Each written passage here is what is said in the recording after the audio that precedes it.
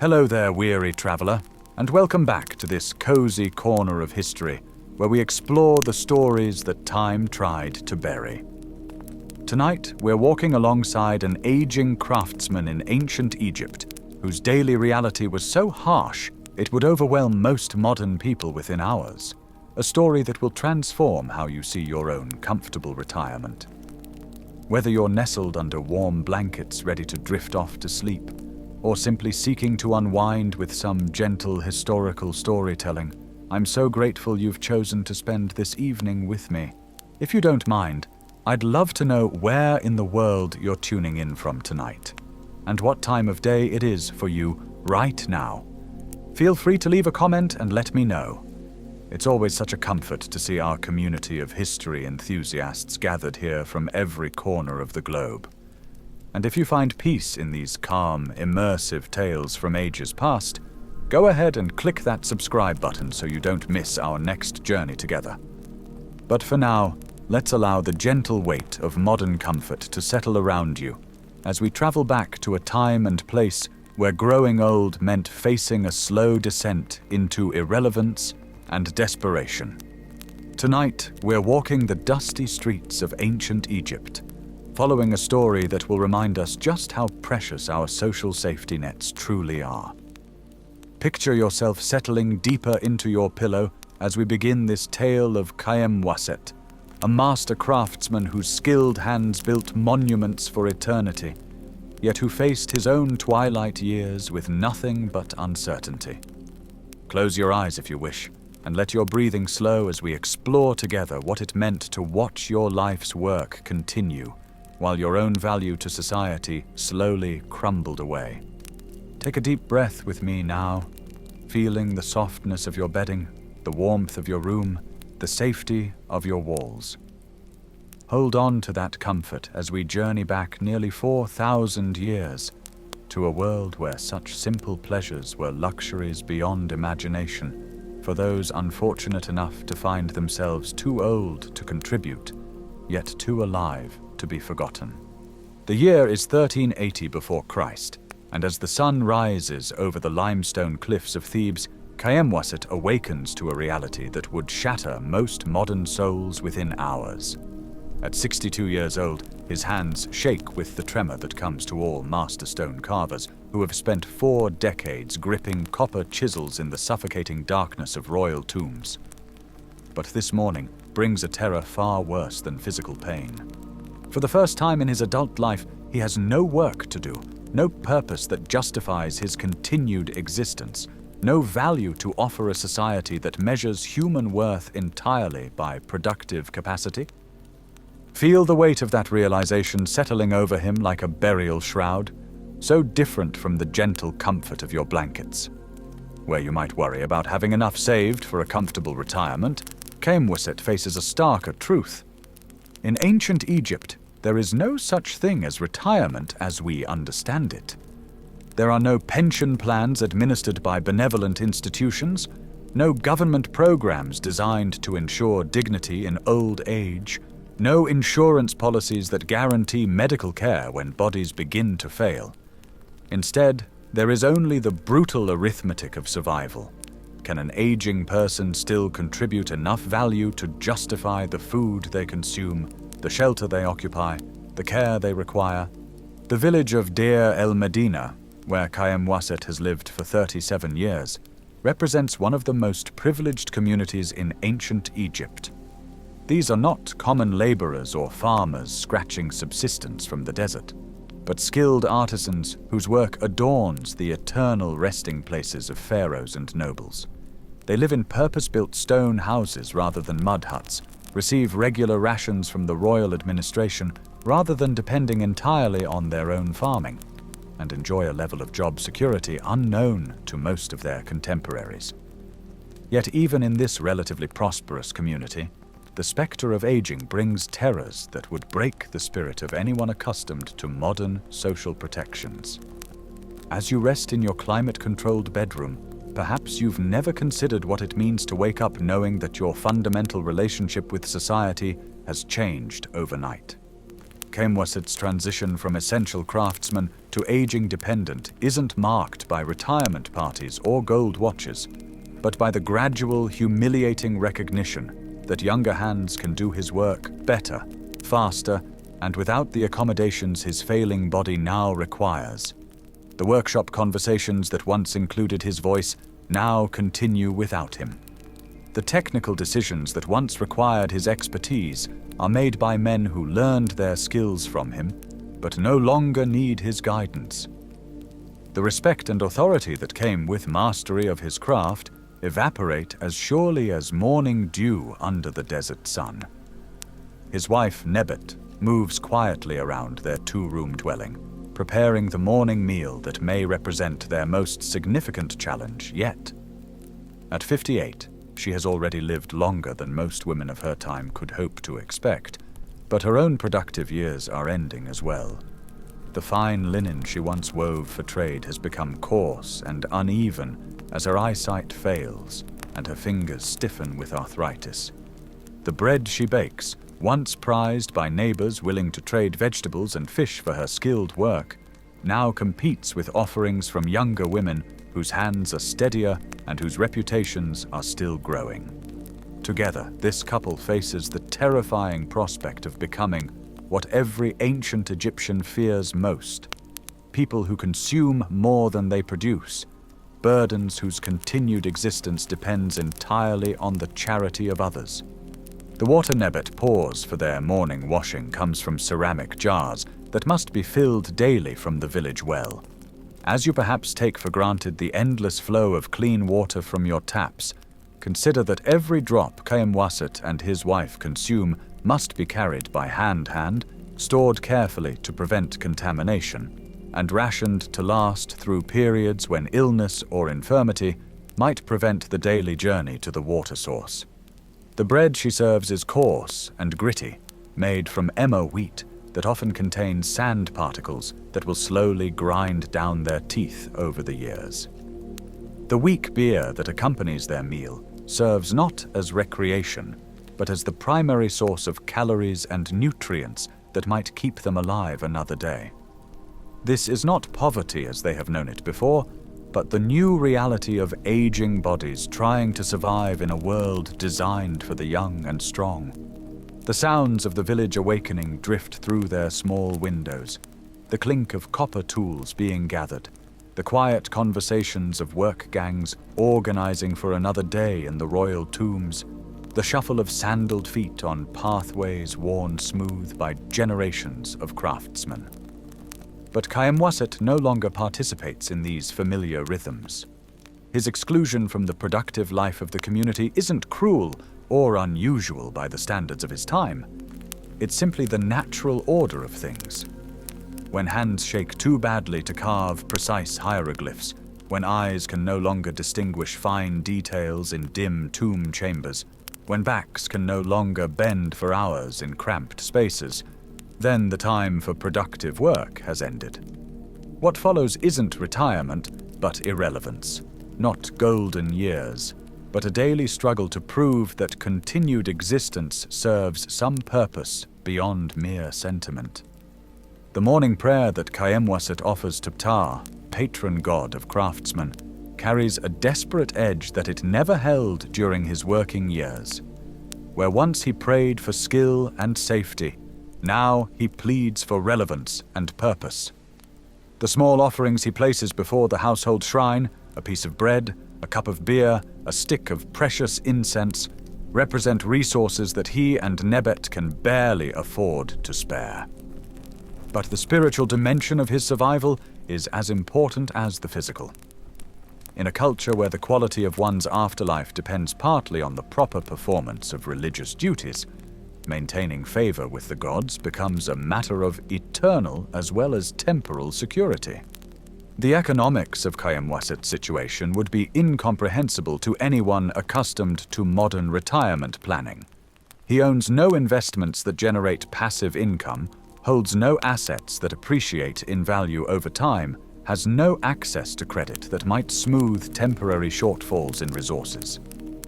His wealth consists entirely of the accumulated goods and relationships he has built over his working lifetime. A few pieces of fine furniture, some copper tools that might be traded for food, several bolts of linen cloth that Nabet wove during her most productive years, and the complex web of favors and obligations that bind families and neighbors together in mutual support.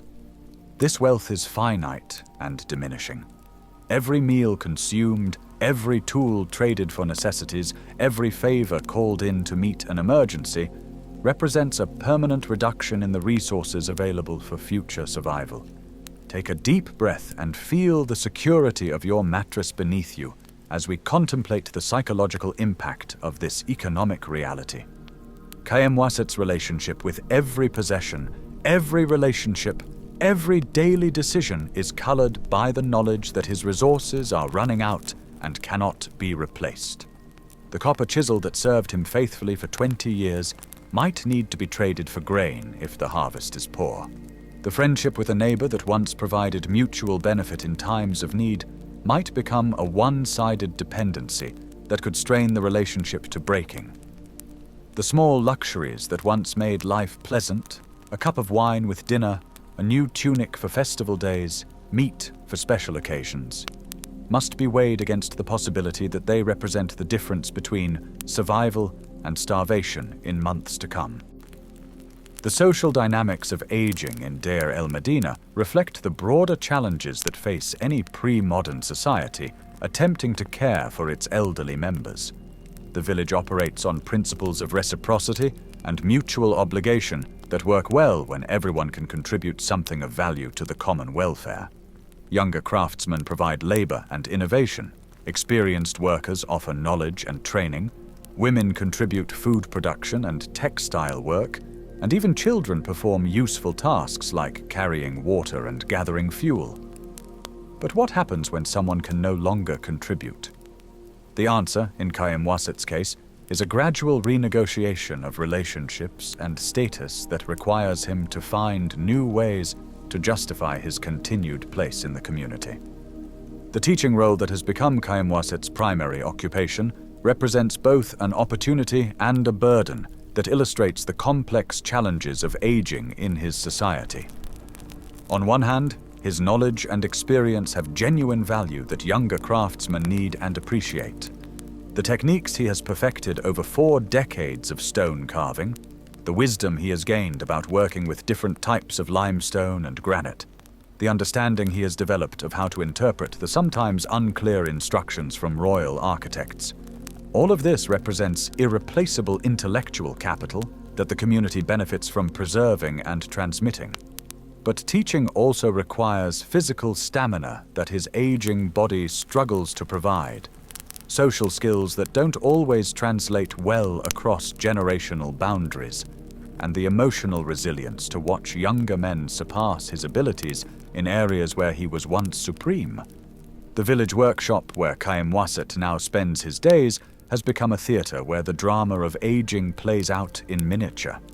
The younger craftsmen who seek his instruction are respectful but impatient, eager to learn techniques, but also eager to improve upon them in ways that sometimes implicitly criticize his methods. The master craftsmen who work alongside him maintain friendly relations, but increasingly make decisions without consulting him, acknowledging his experience while also recognizing that his best years are behind him. The apprentices who once hung on his every word now divide their attention among multiple teachers, understanding that learning from only one master, however skilled, might limit their own future opportunities. These relationships, while still warm and supportive, carry undertones of transition and replacement that remind Kayem Waset daily of his changing status in the community. As you rest in your comfortable bed, protected by laws that prohibit age discrimination and supported by systems designed to maintain dignity throughout the lifespan, consider how different Kayem Waset's experience of teaching becomes when it represents not supplemental income or personal fulfillment, but his primary justification for continued existence. Every lesson he provides must demonstrate value sufficient to warrant the community's continued investment in his survival. Every technique he shares must be sufficiently useful to younger craftsmen that they continue seeking his guidance. Every interaction with apprentices must balance the sharing of knowledge with the careful preservation of expertise that keeps him relevant and necessary. The joy of teaching, which modern retirees might pursue as a leisure activity, becomes for Kayamwaset a high-stakes performance where failure could mean not just disappointment, but destitution. The specific technical knowledge that Kayamwaset possesses illustrates both the value and the vulnerability of expertise in a pre-modern economy. His understanding of stone carving encompasses not just the mechanical techniques of using tools, but deep knowledge about materials, working conditions, artistic traditions, and religious requirements that took decades to acquire. He knows which types of limestone accept fine detail work and which are better suited for rough carving. He understands how the angle of light in different tomb chambers affects the visibility of inscriptions and how to adjust his carving style accordingly. He has memorized hundreds of hieroglyphic combinations and their proper proportions, can identify errors in layout that less experienced carvers might miss, and possesses the aesthetic judgment that comes only from decades of creating beautiful and meaningful art. But this expertise, however valuable, exists in a form that cannot be stored or preserved except through transmission to other human minds. Unlike modern knowledge workers who might record their insights in manuals, databases, or video tutorials that provide residual value long after retirement, Kayamwaset's wisdom lives only in his memory and his ability to communicate it to others. When his voice fails, his knowledge becomes inaccessible. When his memory begins to fade, expertise accumulated over a lifetime simply disappears. When younger craftsmen develop their own techniques and no longer need his guidance, the value of his knowledge diminishes regardless of its objective quality. This creates a form of economic vulnerability that modern retirees, protected by intellectual property laws and retirement accounts that preserve lifetime savings, rarely need to confront. The daily routine that now structures Kayamwaset's life reflects the careful balance he must maintain between useful contribution and physical limitation. He rises at dawn, not because he must report to a work site, but because the habits of a lifetime provide psychological comfort, and because early morning offers his best opportunity for productive activity before the desert heat becomes overwhelming. He spends the first hour of each day in prayer and meditation, practices that have become more important as physical activities become more difficult. The morning meal that he shares with Nebet is deliberately modest, partly because their resources are limited, but also because heavy eating in the morning makes the physical demands of teaching more difficult for his aging body. The walk from his home to the village workshop takes nearly twice as long as it did in his youth, not just because his legs move more slowly, but because he must rest frequently to catch his breath and avoid the dizziness that sometimes accompanies sudden movement. The pathway itself presents challenges that never troubled him before: uneven stones that could cause a fall, steps that require careful navigation, distances that must be measured against his stamina for the return journey. As you lie in your bed, perhaps taking for granted the smooth surfaces and accessible design of your living space, consider how every aspect of daily movement becomes a calculated risk when aging bodies must navigate environments designed for younger, stronger people. The workshop itself, which once felt like a second home, now presents its own challenges and adaptations. The tools that Kayamwaset uses for demonstration purposes must be lighter than those he once wielded with ease. The working positions he can maintain have shortened from hours to minutes. The fine detail work that once defined his expertise is now beyond his physical capabilities, forcing him to focus on teaching concepts and techniques that younger hands must execute. The dust and debris that are inevitable byproducts of stone carving affect his breathing more severely than they once did, requiring frequent breaks and limiting the amount of time he can spend in active teaching. These physical limitations don't just affect his comfort or productivity. They directly impact his value as a teacher and his ability to justify the community's continued investment in his survival. The students who seek Kayamwasit's instruction represent his lifeline to continued relevance, but they also embody the relentless pressure of time and change that characterizes his situation. Young apprentices arrive with enthusiasm and energy, but also with impatience for rapid progress and confidence in their own abilities that sometimes makes them resistant to older methods and perspectives. Experienced craftsmen come seeking specific knowledge about specialized techniques, but expect efficient, focused instruction that doesn't accommodate the slower pace that Kayamwasit's aging mind and body require. Master craftsmen consult him about complex problems, but also evaluate his advice against their own expertise and the counsel of other teachers, making it clear that his wisdom, however valuable, is no longer automatically accepted as definitive. These teaching relationships require Kayamwasit to perform a complex social and emotional balancing act that would challenge anyone, but becomes especially difficult when it represents the primary foundation for continued survival. He must demonstrate expertise and authority sufficient to maintain his students' respect, while also acknowledging the limitations that age has imposed on his abilities. He must share knowledge generously enough to provide genuine value, while also preserving enough exclusive expertise to ensure continued demand for his teaching. He must adapt his methods to the learning styles and preferences of younger generations, while also maintaining the traditional approaches that give his instruction its distinctive value. The psychological energy required for this constant adaptation and performance adds stress to a life already complicated by physical decline and economic uncertainty. The afternoons in Kayamwasit's routine, when the desert heat makes workshop activity impossible, illustrate another dimension of the challenges facing aging craftsmen in ancient Egypt. Where younger workers might use this time for rest, recreation, or supplemental income activities, Kayamwasit must balance physical recovery with continued productivity.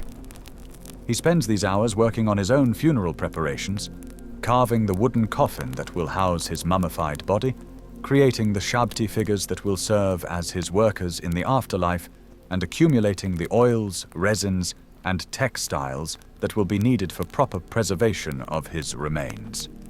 This work serves both practical and psychological functions, ensuring that his death will not place financial burdens on his family, while also providing him with meaningful activity that connects to his lifelong skills and his cultural beliefs about the afterlife.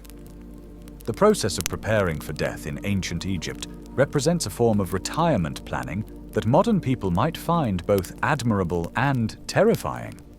Unlike contemporary retirees who might focus on travel, hobbies, or volunteer work, Kayamwasit's post-career years are dominated by the practical and spiritual preparations necessary for successful transition to the afterlife. Every decision about resource allocation must balance immediate survival needs against the requirements for proper burial. Every object he creates or acquires must be evaluated for its potential usefulness in the next world, as well as its value in this one. Every relationship he maintains must consider not just present mutual benefit, but also the likelihood that family and friends will fulfill their obligations to perform the rituals and maintain the tomb that will ensure his continued existence after death. The religious dimensions of Kayamwasit's aging process provide both comfort and additional pressure that modern retirees, supported by secular social systems, rarely need to confront. Egyptian beliefs about the afterlife promise continued existence for those who are properly prepared and remembered, offering hope that transcends the immediate challenges of physical decline and social irrelevance. But these same beliefs create additional requirements and anxieties about spiritual preparation that must be fulfilled even as physical and economic resources become more limited. The daily prayers and offerings that maintain divine favor require time and materials that compete with other survival needs. the moral and ritual requirements for successful transition to the afterlife create behavioral expectations that must be maintained even when circumstances make them difficult to fulfill.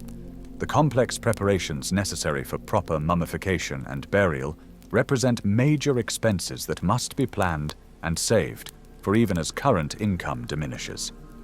The community support systems that provide Kayemwaset's primary safety net illustrate both the strengths and the limitations of traditional approaches to caring for aging populations. The village of Deir el Medina operates according to principles of mutual obligation and reciprocal assistance that can provide remarkable resilience during times of individual crisis. When Kayemwaset falls ill, neighbors contribute food and medicine. When he struggles with heavy work, younger men offer assistance. When he needs advice about complex decisions, the community's informal networks of consultation and support provide guidance and wisdom. These relationships, built up over decades of shared work and mutual dependence, create bonds that go far beyond mere economic exchange to encompass genuine care and concern for individual welfare. But these same community support systems also create pressures and vulnerabilities that highlight the precarious nature of aging in pre-modern societies. The assistance that neighbors provide to Kayemwaset comes from their own limited resources and competes with their obligations to their own families and their own preparations for aging. The advice and support that community networks offer depend on the continued goodwill and capacity of individuals who have their own challenges and limitations. The reciprocal obligations that bind the community together assume that everyone will eventually be able to contribute something of value, creating stress and uncertainty for those whose ability to reciprocate diminishes over time. The informal, voluntary nature of these support systems means that they can fail or be withdrawn without recourse, leaving aging individuals with no alternative sources of assistance. As you rest in your bed, supported by formal social safety nets that guarantee basic levels of care regardless of individual circumstances, consider how different Kayemwaset's experience of community becomes when it represents not supplemental social connection, but his primary protection against destitution and abandonment. Every relationship must be carefully maintained and nurtured to ensure continued access to support. Every interaction must balance the need for assistance against the importance of maintaining dignity and reciprocity. Every request for help must be weighed against the risk of exhausting goodwill that cannot be replaced. The social connections that modern retirees might enjoy as sources of friendship and recreation become for Kayemwaset essential infrastructure for survival that requires constant attention and management. The economics of Kayemwaset's household during his retirement years illustrate the complex resource management strategies that aging families must develop when formal social supports are unavailable. His eldest son, Khonsu, now works as a full craftsman and provides the primary income for the extended family. But this support comes with obligations and expectations that affect every aspect of household decision-making. The monthly rations that Khonsu receives from the royal administration must feed not just his own wife and children, but also his aging parents, creating pressures on family relationships that can strain even the strongest bonds. The additional income that might come from trading activities, craft production, or casual labor must be balanced against the time and energy required for caring for aging family members.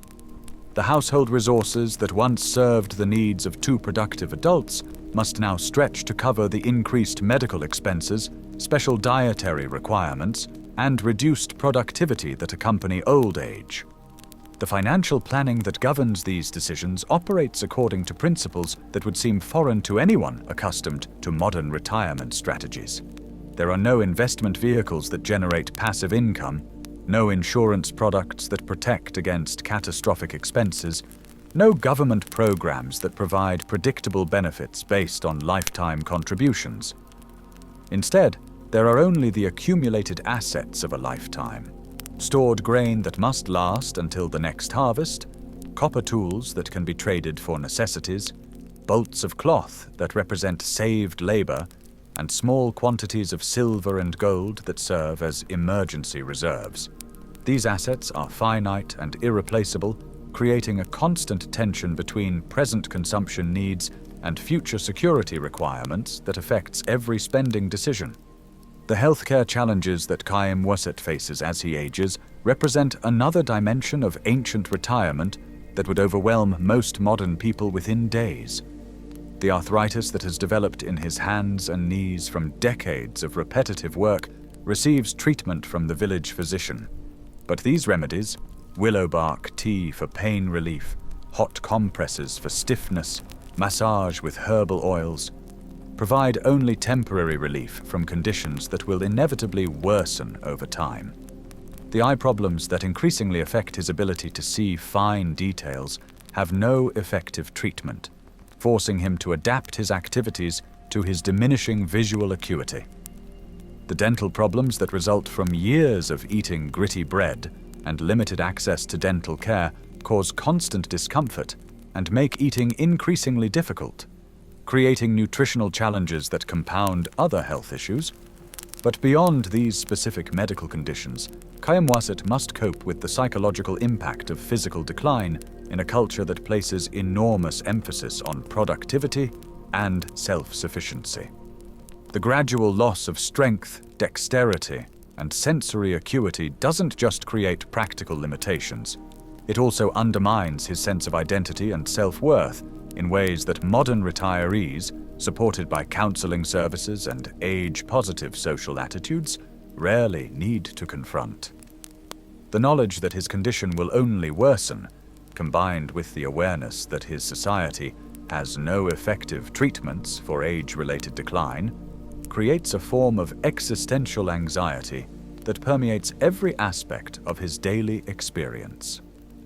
The simple activities that once brought pleasure and satisfaction, creating beautiful carvings, solving technical problems, teaching complex skills to younger workers, become frustrating reminders of capabilities that are slipping away beyond recovery. The social dynamics of aging in Khaem community reflect broader cultural attitudes toward elderly people that modern society has largely rejected, but which were considered natural and appropriate in the ancient world. Respect for elders exists and is genuine, but it is conditional on their continued ability to contribute wisdom, guidance, or other forms of value to the community. The authority that once came with mastery of difficult skills gradually transfers to younger workers whose abilities are at their peak.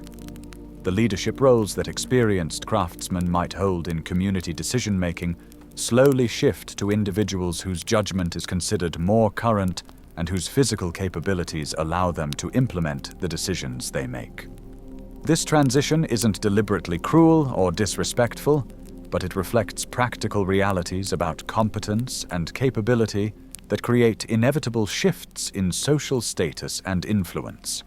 The intergenerational relationships that provide much of the structure for Khaem aging experience illustrate both the strengths and the tensions that characterize family-based eldercare systems. His relationship with his eldest son, Khonsu, combines genuine affection and respect with the practical necessities of economic dependence in ways that affect both men's sense of autonomy and dignity.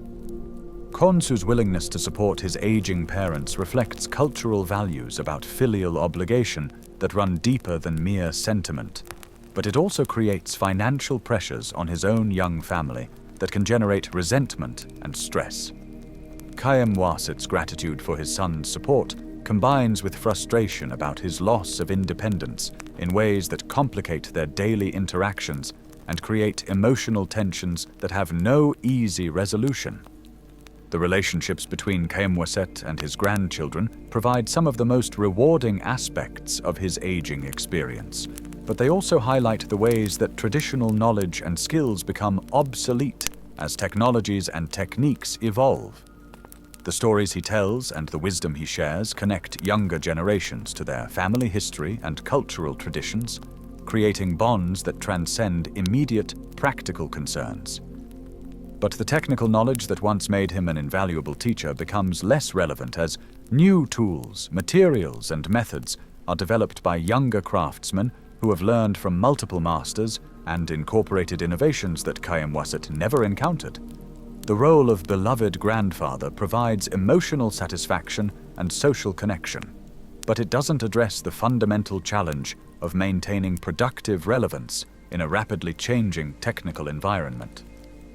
As evening approaches in Kayamwasit's daily routine, the activities that occupy his time reflect the complex balance between practical necessity, social obligation, and personal meaning that characterizes retirement in ancient Egypt. The simple meal that he shares with Nebet represents not just nutrition, but careful resource management that must balance immediate hunger against long-term survival needs.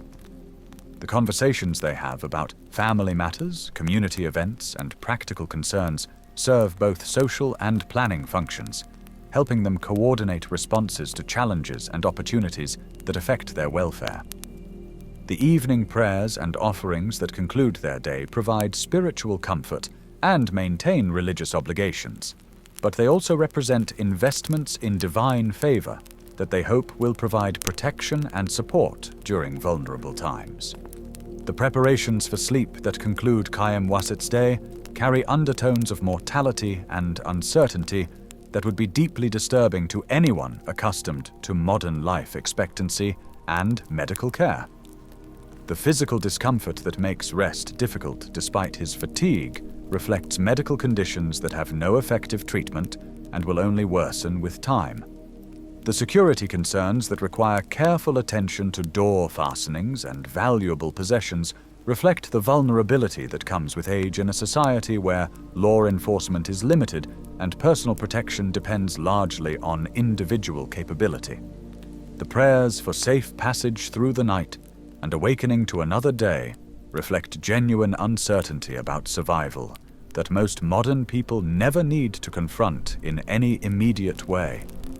But perhaps the most poignant aspect of Kayamwasit's evening routine is the time he spends reflecting on the day's accomplishments and failures, evaluating his performance as teacher, family member, and community participant against the constant pressure of justifying his continued existence.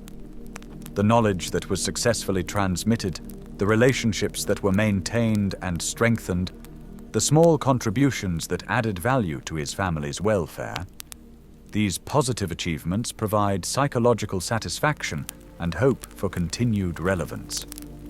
But the moments of confusion or forgetfulness that interfered with teaching, the physical limitations that prevented full participation in community activities, the resources that were consumed without corresponding productivity. These failures create anxiety about the future and doubt about his continued worth to the people who support him. The contrast between Kayamwasit's evening reflections and those of a modern retiree illustrates fundamental differences in how societies structure the experience of aging and define the value of elderly people. Where contemporary retirees might evaluate their day in terms of personal satisfaction, recreational achievement, or voluntary contribution to causes they care about, Kayamwasit must constantly assess his performance against the practical question of whether his continued survival is justified by the value he provides to others. This creates a form of psychological pressure that transforms every interaction, every activity, every decision into a component of an ongoing argument for his own worth that must be made fresh each day without any guarantee of ultimate success. The seasonal rhythms that continue to structure life in Deir el-Medina provide Kayamwasit with both opportunities and additional challenges that reflect the complex relationship between aging bodies and environmental demands. The annual flood of the Nile brings changes in work schedules, food availability, and community activities that affect his role as teacher and his family's economic situation. During the flood season, when construction work in the tombs is limited and skilled, craftsmen have more time for training and innovation. Kayamwasit's expertise becomes more valuable and his teaching load increases. But the humid conditions and increased insect activity that accompany the flood also exacerbate his arthritis and respiratory problems, making it more difficult for him to take advantage of professional opportunities. The growing season that follows the flood provides opportunities for supplemental income through agricultural work, but it also highlights the physical limitations that prevent Kayamwasit from contributing to family welfare in ways that were once routine. The garden plot that he and Nebet maintain requires weeding, watering, and harvesting that strain his aging back and hands while providing food that barely justifies the effort required to produce it. The seasonal festivals and religious celebrations that mark important points in the agricultural cycle offer opportunities for social connection and spiritual fulfillment. But they also require energy and resources that compete with other survival needs. The harvest season brings community celebration and economic relief, but it also serves as an annual reminder of diminishing capability and increasing dependence on others for activities that were once sources of pride and self-sufficiency. The winter months, when desert temperatures drop and north winds bring cold that penetrates the stone walls of houses in Deir el-Medina, present special challenges for aging bodies that lack the reserves of strength and warmth that sustain younger people through environmental stress. The respiratory problems that affect many older craftsmen worsen during the cold season, requiring additional medical attention and creating expenses for healing treatments that strain limited family budgets. The joint pain that accompanies arthritis becomes more severe when temperatures drop, making movement difficult and sleep fitful in ways that compound other health problems. The seasonal reduction in available work affects the entire community's economic situation, creating pressures on support systems that make assistance for elderly community members more difficult to provide and maintain. But winter also brings opportunities for reflection, planning, and relationship building that provide psychological and social benefits to aging community members who have the wisdom to take advantage of them. The long evenings that prevent outdoor work create time for storytelling, teaching, and discussion that allow experienced craftsmen to share knowledge and maintain social connections in ways that are more difficult during busy working seasons. The religious observances that mark winter festivals provide occasions for community gathering and spiritual renewal that strengthen the social bonds essential for elder care. The planning activities that prepare for the coming year's work create opportunities for older craftsmen to contribute strategic thinking and logistical expertise that younger workers might lack despite their superior physical capabilities. The craft projects that Kayamwasit undertakes during winter months illustrate the complex relationship between continued productivity and realistic adaptation to aging limitations. The wooden furniture that he carves for his family represents both a contribution to household welfare and a form of occupational therapy that helps maintain hand strength and dexterity despite advancing arthritis. The small decorative objects that he creates for trade provide modest supplemental income while allowing him to practice and refine techniques that he can then teach to younger craftsmen. The religious objects that he carves for his own spiritual use, Shabti figures for his tomb, amulets for protection, offering tables for household rituals, combine practical preparation for the afterlife with meaningful work that connects to his lifelong skills and cultural beliefs. But these wintercraft activities also highlight the ways that aging affects not just the quantity, but the quality of productive work in ways that can be deeply frustrating for craftsmen whose identity has been built around excellence and precision. The fine detail work that once distinguished Kayamwasit's carving from that of less skilled workers is now beyond his capabilities, forcing him to adapt his designs and expectations in ways that feel like artistic compromise. The speed and efficiency that allowed him to complete complex projects within reasonable timeframes have diminished to the point where some undertakings are no longer economically viable. The physical stamina that once permitted long hours of concentrated work must now be carefully rationed to prevent exhaustion and injury that could compromise his health for days or weeks. The teaching responsibilities that provide Kayamwasit's primary source of continued relevance during winter months require adaptations and accommodations that illustrate the challenges of maintaining professional effectiveness while coping with age-related limitations. The demonstrations that once involved hours of detailed carving must now be shortened and simplified to accommodate his reduced stamina and dexterity. The explanations that once relied on quick, precise examples must now depend more heavily on verbal description and theoretical discussion, as his ability to execute complex techniques diminishes. The patience and repetition required for effective teaching must be balanced against the frustration and fatigue that come with physical decline, creating emotional pressures that affect both his effectiveness as an instructor and his relationships with students. The evaluation and feedback that students provide about Kayamwaset's teaching creates a form of ongoing performance review that directly affects his security and status in ways that modern retirees, protected by age discrimination laws and social safety nets, rarely need to confront. The enthusiasm and respect that students show for his instruction provides validation and justification for the community's continued investment in his welfare. But the criticism or indifference that might greet outdated techniques or ineffective communication creates anxiety about his continued usefulness that affects every aspect of his self-perception and social confidence.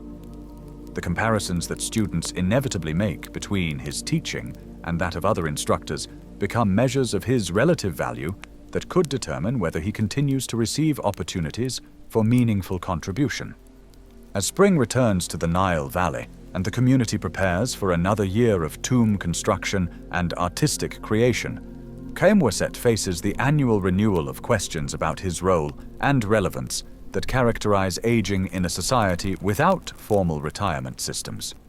The work assignments that determine who will participate in the most prestigious and well-compensated projects reflect judgments about current capability rather than past achievement, creating ongoing uncertainty about his opportunities for contribution and income. The planning discussions that shape the community's approach to major undertakings may or may not include his voice, depending on whether younger leaders value his experience enough to seek his counsel. The training programs that prepare craftsmen for new challenges and opportunities may or may not accommodate his physical limitations and learning style, affecting his ability to maintain current knowledge and skills. The cyclical nature of this uncertainty creates a form of psychological stress that modern retirees, supported by predictable income and defined social roles, rarely experience.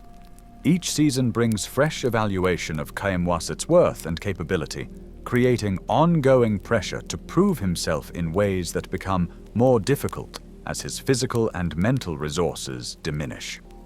The security that comes with established social status and recognized expertise gradually erodes as younger workers develop their own reputations and capabilities, forcing him to continuously adapt and compete for opportunities in ways that can be exhausting and demoralizing. The sense of identity and purpose that sustained him through his working years must be constantly reconstructed and defended against the reality of declining relevance and increasing dependence. The family dynamics that provide the foundation for Kayamwaset's security during his retirement years reflect the complex web of obligations, affections, and practical necessities that govern elder care in ancient Egyptian society. His relationship with his eldest son, Khonsu, has evolved from the straightforward authority of parent over child to a delicate partnership between equals who share responsibility for family welfare in ways that neither man finds entirely comfortable.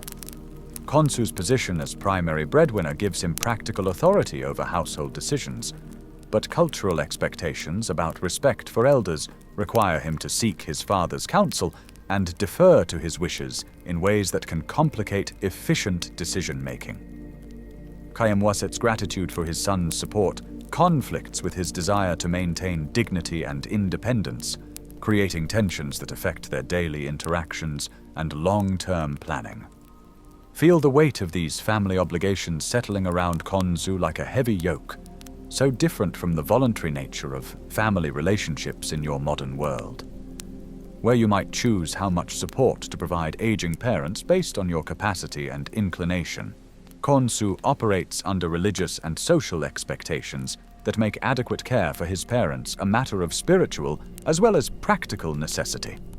The Egyptian belief that proper treatment of one's parents affects success in the afterlife creates pressures that go far beyond immediate family dynamics to encompass eternal consequences that no amount of personal sacrifice is too great to avoid.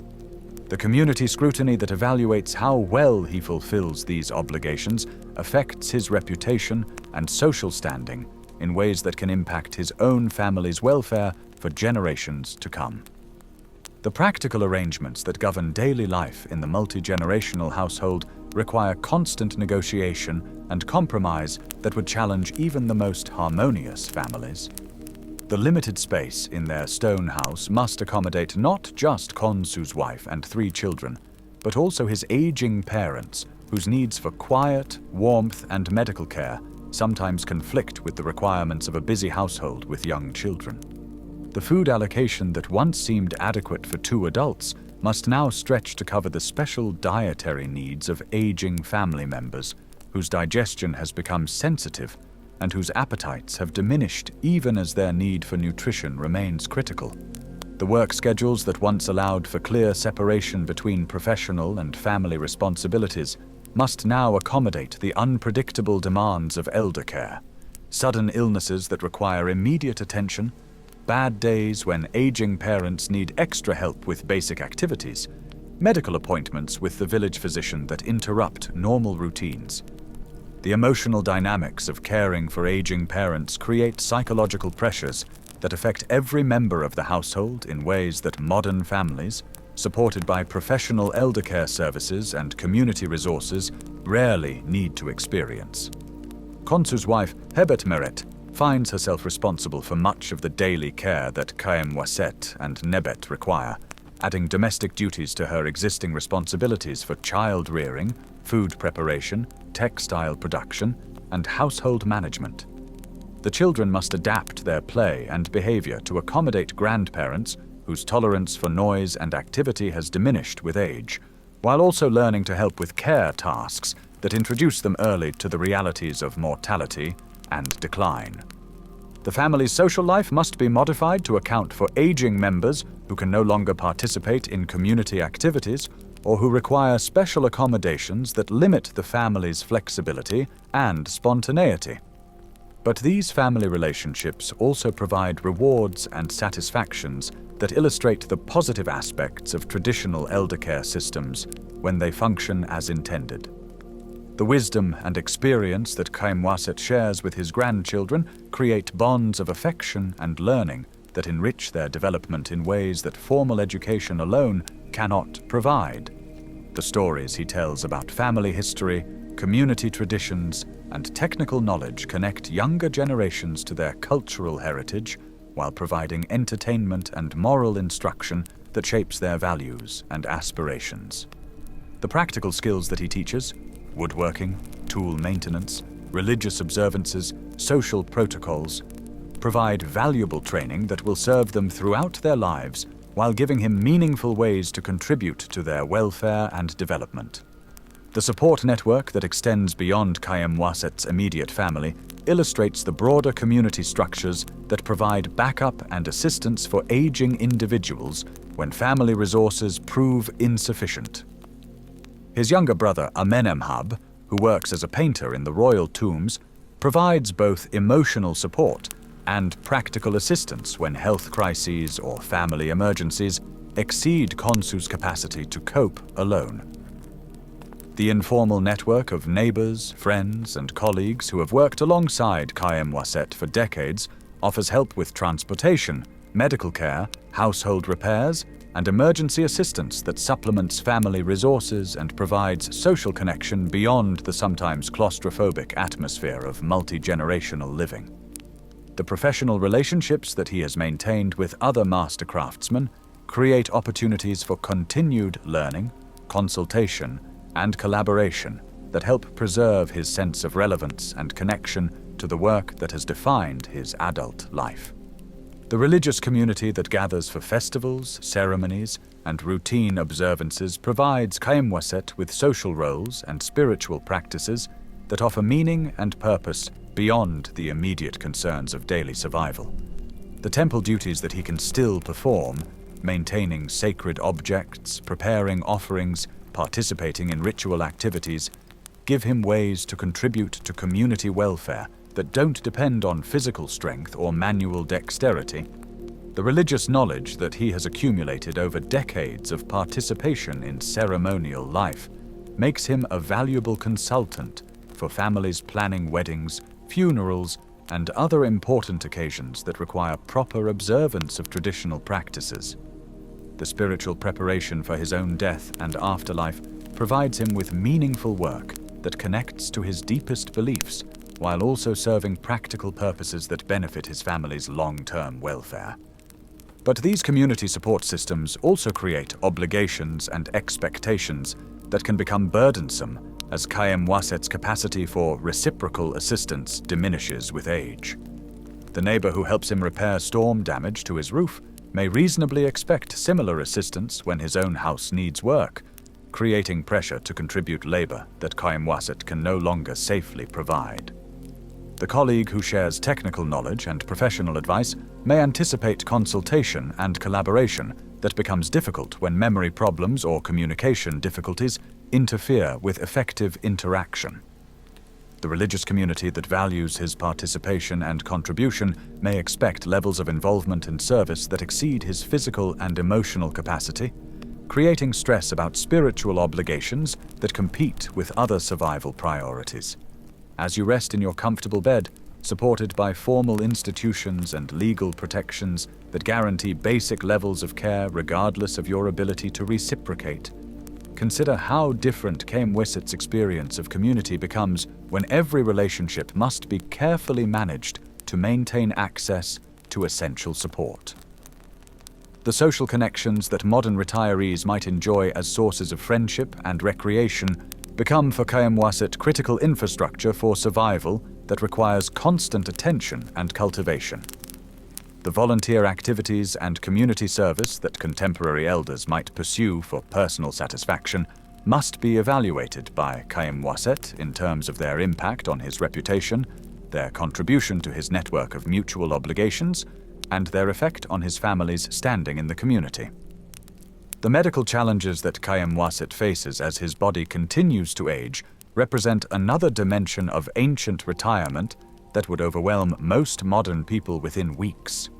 The village physician who treats his arthritis, respiratory problems, and digestive complaints operates with medical knowledge that combines practical experience with religious beliefs in ways that provide both genuine therapeutic benefit and spiritual comfort, but which cannot address the progressive nature of age-related decline in ways that modern medicine takes for granted. The herbal remedies that ease his joint pain and the dietary modifications that help manage his digestive problems provide real relief, but they also require resources and preparation time that strain family budgets and schedules. The physical therapy that consists mainly of massage, heat application, and gentle exercise helps maintain mobility and function, but it cannot reverse the underlying processes of aging that will eventually compromise his independence regardless of treatment.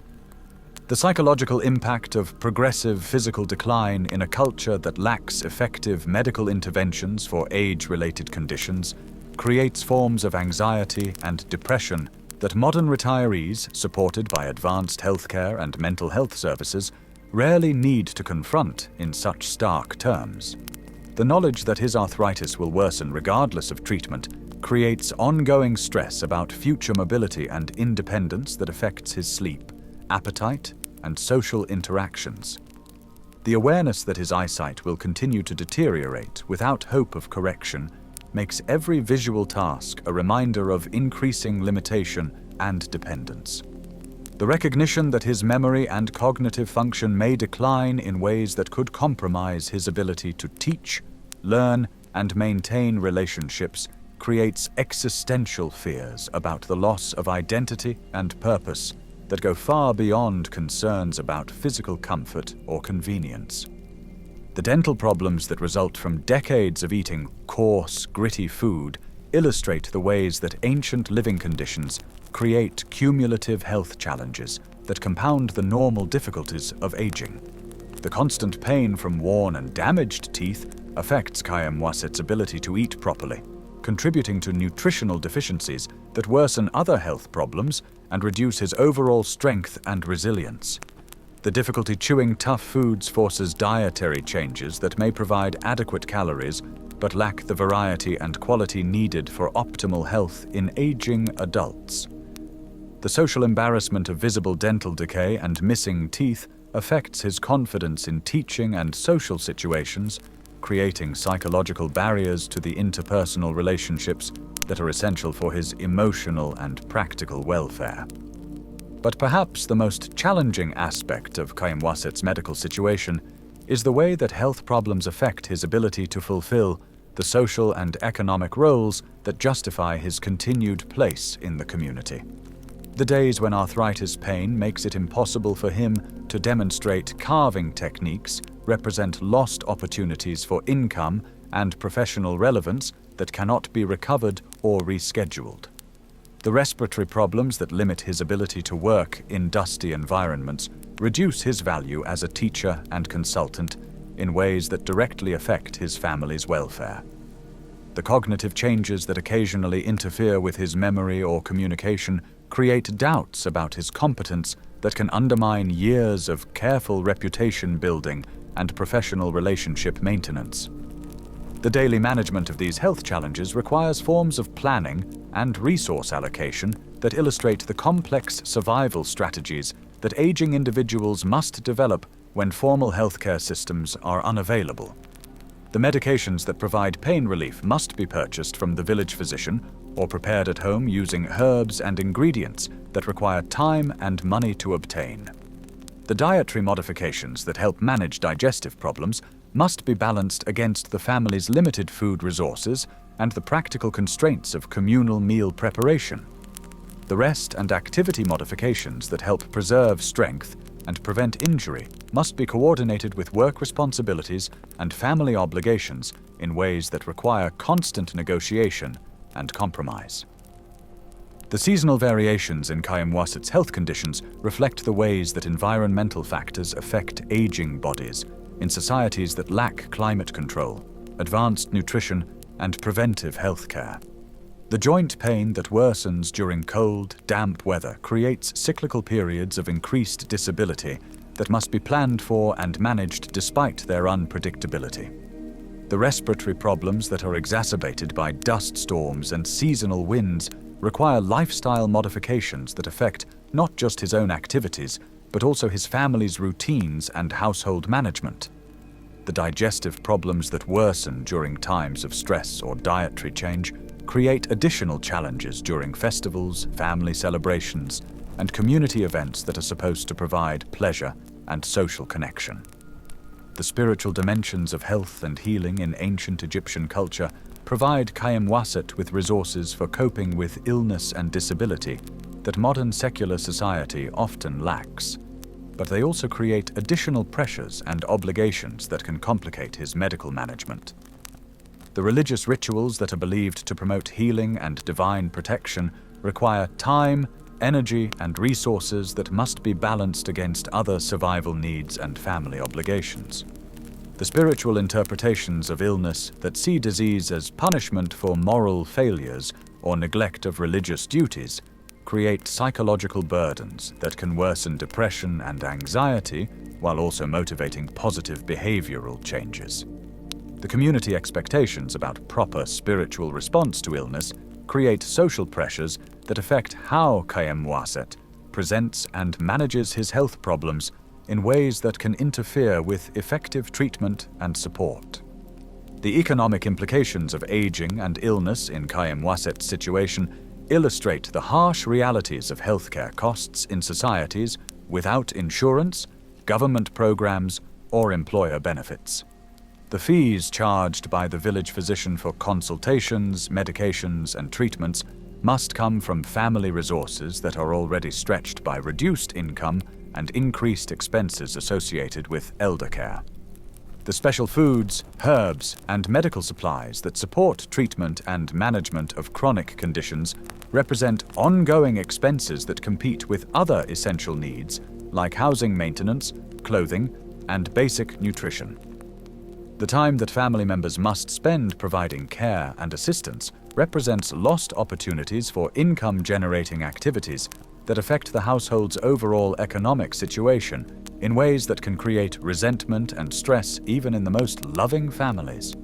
The long-term financial planning that governs these medical decisions operates according to principles of resource conservation and crisis management that would be foreign to anyone accustomed to modern healthcare financing.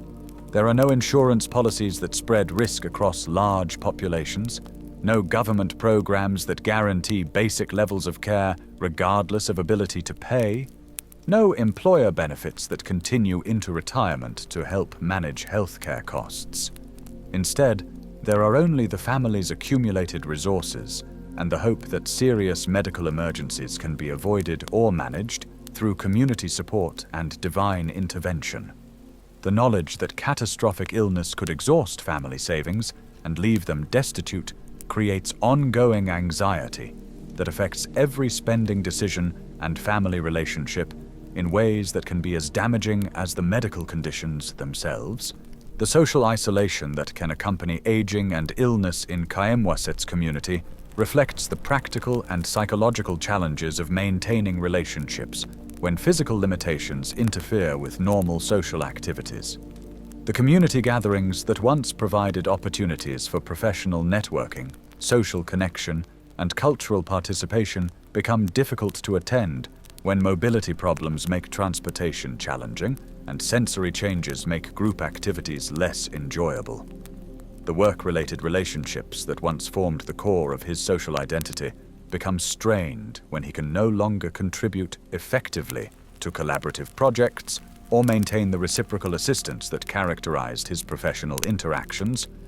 The religious and ceremonial activities that provided spiritual fulfillment and community connection become more difficult to participate in when physical limitations interfere with required rituals or when health problems make extended social activities too demanding.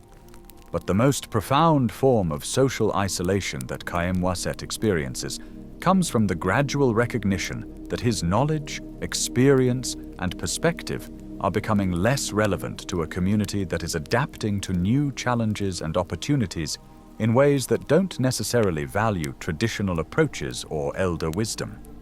The technical innovations that younger craftsmen develop may improve efficiency and quality in ways that make his methods seem outdated and inefficient. The social changes that affect community life may require adaptations and responses that he doesn't understand or approve of, making his counsel seem conservative and irrelevant. The cultural shifts that influence artistic styles, religious practices, and social relationships may move in directions that conflict with his values and experience, creating generational tensions that isolate him from the mainstream of community life.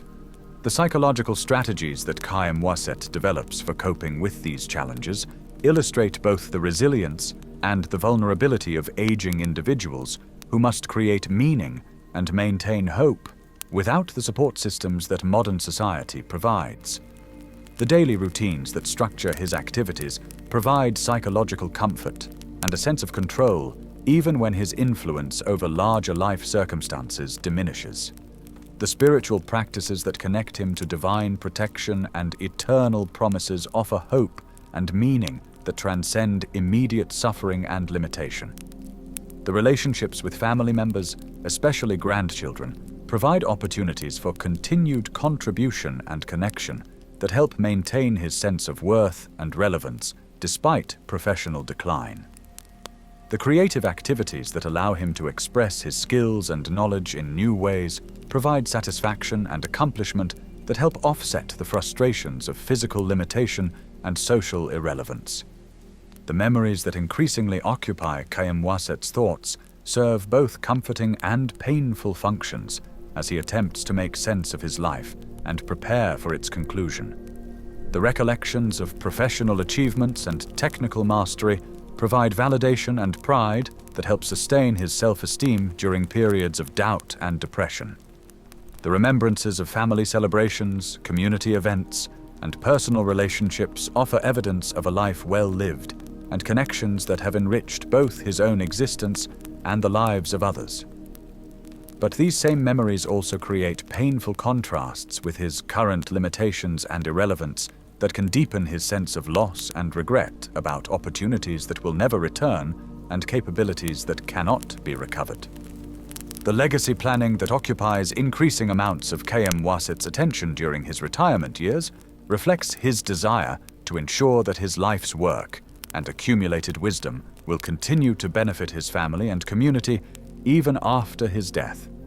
The detailed instructions that he provides about his burial preparations reflect both practical concerns about proper spiritual transition and emotional needs to maintain control over at least some aspects of his final experience.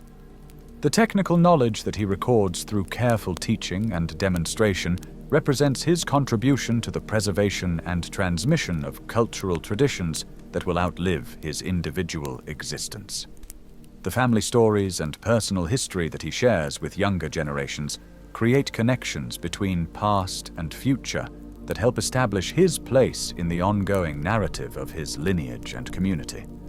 The material preparations that Kayem-Waset makes for his death illustrate the complex intersection of practical necessity, spiritual belief, and economic reality that governs end-of-life planning in ancient Egypt. The wooden coffin that he carves and decorates himself represents both a significant economic saving for his family and a final expression of his artistic skill and religious devotion. The Shabti figures that he creates to serve as workers in the afterlife reflect beliefs about continued existence after death, while also providing meaningful work that connects to his lifelong expertise in stone and wood carving. The accumulation of oils, resins, and textiles needed for proper mummification represents a major financial investment that must be balanced against current family needs while ensuring adequate spiritual preparation for the transition to eternal life. But the most complex aspect of Kayem-Waset's legacy planning involves the emotional and relational preparations that will determine how he is remembered and how his family copes with his eventual loss. The conversations that he has with his children about family values, personal history, and practical knowledge represent his attempt to ensure continuity of identity and tradition beyond his individual lifetime. The relationships that he builds and strengthens with grandchildren create bonds of affection and learning that will preserve aspects of his personality and wisdom in the memories and behaviors of future generations. The community connections that he maintains and nurtures provide networks of support and remembrance that will help his family during the difficult period of mourning and adjustment that will follow his death. As the sun sets over the limestone cliffs of Thebes and Kayem-Waset settles into his simple bed for another night of uncertain rest, the daily cycle of challenges and small victories that defines his retirement comes to a temporary close. The prayers that he offers for protection through the dangerous hours of darkness reflect genuine uncertainty about survival that most modern people never need to confront in any immediate way. The physical discomfort that makes sleep fitful despite his exhaustion illustrates the reality of aging without effective medical intervention or pain management. The worries about tomorrow's challenges and opportunities create anxiety that affects rest and restoration in ways that compound other health problems and emotional difficulties. But the satisfaction that comes from another day successfully navigated, another small contribution made to family welfare, another step taken in the slow preparation for eternal life, provides hope and meaning that help sustain him through the difficulties and uncertainties that each new dawn will bring. As we return from the dusty streets of ancient Deir el-Medina, perhaps we can carry with us something more than just another historical tale to ease us into sleep. Kayem-Waset's story speaks across nearly 4,000 years to remind us that the distance between his circumstances and our comfortable beds reflects not inevitable progress, but specific choices made by countless individuals who decided that human dignity should not depend entirely on productive capacity, that society has obligations to care for those who have contributed to its prosperity, and that aging should be a transition to different forms of value rather than a descent into irrelevance and desperation. The retirement security that we may take for granted, our social security systems, our pension plans, our Medicare programs, our age discrimination laws, all evolved from the same recognition that guided the craftsmen of Deir el-Medina when they developed informal networks of mutual support and intergenerational obligation. The difference is that we have chosen to formalize and guarantee these protections through institutions that spread risk across entire populations rather than leaving elder care to the variable capacities and goodwill of individual families and communities. The social safety nets that protect us represent thousands of years of human learning about the moral and practical challenges of caring for aging populations in ways that preserve dignity while providing security. But Khaem Wasset's experience offers us more than historical perspective on the development of retirement systems. His approach to aging, characterized by adaptation rather than denial, contribution rather than withdrawal, acceptance rather than bitterness, provides a model for successful aging that transcends the specific circumstances of ancient Egypt. His recognition that value and meaning must be redefined rather than simply preserved, that relationships require constant cultivation and care, that preparation for death is as important as planning for life, offers wisdom that remains relevant regardless of the material circumstances that surround the aging process. The values that sustained Khaem Wasset through his difficult transition from productive craftsman to dependent elder, dedication to family welfare, commitment to cultural transmission, acceptance of natural limitations, faith in transcendent meaning, represent responses to the universal challenges of aging that remain as important today as they were 4 millennia ago. His integration of practical preparation with spiritual development, his balance of personal needs with family obligations, his transformation of declining physical capacity into opportunities for different forms of contribution, all illustrate principles that can enrich contemporary approaches to retirement and aging, even in circumstances that would seem impossibly luxurious to ancient eyes. Perhaps most importantly, Khaem Wasset's story reminds us that the fundamental human needs for dignity, purpose, connection, and meaning remain constant across cultures and centuries, even as the external circumstances that support or threaten these needs change dramatically. The retirement challenges that we face today, maintaining health and independence, finding purpose after career endings, preserving important relationships, preparing for mortality, are essentially the same challenges that humans have always confronted. The solutions that we develop, while enhanced by modern technology and social organization, must be built on the same foundations of family support, community cooperation, and individual resilience that sustained people like Khaem Wasset through their most vulnerable years. The comfort that surrounds you as you drift toward sleep tonight, your climate-controlled bedroom, your guaranteed income, your access to advanced medical care, your protection under laws that prohibit age discrimination, represents the accumulated wisdom and effort of countless generations who worked to create better conditions for their descendants. But these external supports, however valuable, cannot address the deeper questions about meaning, purpose, and value that each person must answer individually as they navigate the universal human experience of aging and mortality. Khaem Wasset's legacy lies not in the monuments he helped carve, impressive though they were, but in the wisdom he demonstrated about finding meaning and maintaining dignity in the face of inevitable decline. His understanding that true security comes not from individual accumulation, but from investment in relationships and community. His recognition that knowledge and wisdom must be actively transmitted to remain valuable. His acceptance that physical limitation can create opportunities for spiritual development, These insights remain as relevant today as they were in ancient Egypt. The skills that Khaemwaset needed to survive his retirement, adaptability, humility, perseverance, faith, generosity, are the same qualities that enable successful aging in any era. The challenges he faced, declining physical capacity, changing social roles, economic uncertainty, health problems, mortality awareness, are variations on themes that every aging person encounters, regardless of their material circumstances.